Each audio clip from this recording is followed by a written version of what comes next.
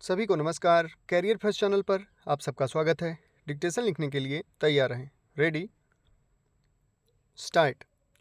सभापति महोदय, जिस भावना से मैंने यह बिल पेश किया है उसके महत्व को सरकारी और विरोधी पक्ष दोनों ने एक मत से अनुभव किया है कि देश में बेकारी की समस्या एक भयंकर रूप धारण कर रही है और इसके कारण हमारे देश का विकास, चाहे वह सामाजिक हो, आर्थिक हो या सांस्कृतिक हो, रुका हुआ है।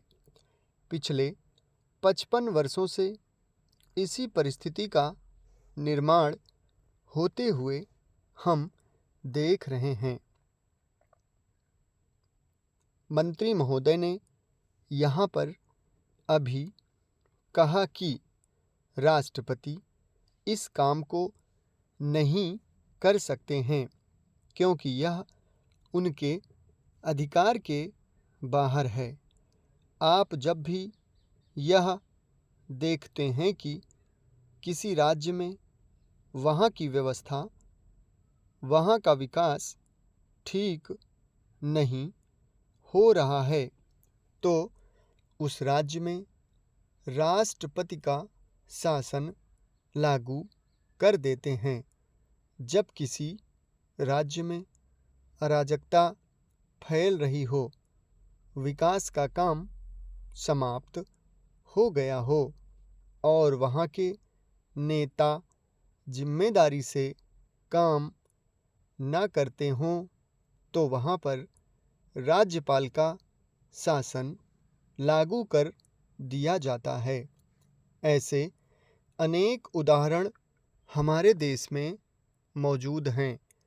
इसी प्रकार हमारे राष्ट्रपति सबसे ऊंचे अधिकारी हैं और अगर देश में इस तरह की स्थिति काफ़ी समय तक चलती रही तो राष्ट्रपति को आपातकालीन स्थिति में इस देश की सुरक्षा के लिए, इस देश की प्रगति के लिए सारी जिम्मेदारी अपने हाथ में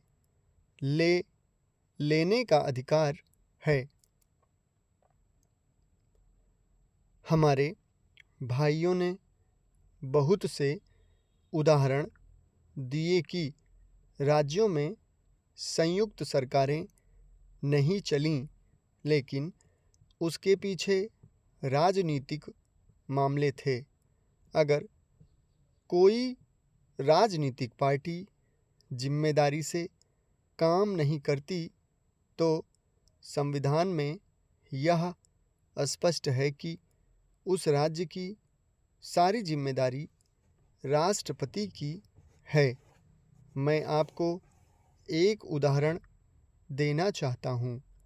संविधान में आदिवासी हरिजनों की उन्नति के लिए प्रण किया गया था कि 10 वर्ष में उनकी सामाजिक तथा आर्थिक स्थिति को सुधार देंगे, लेकिन यह सरकार उसमें भी असफल रही।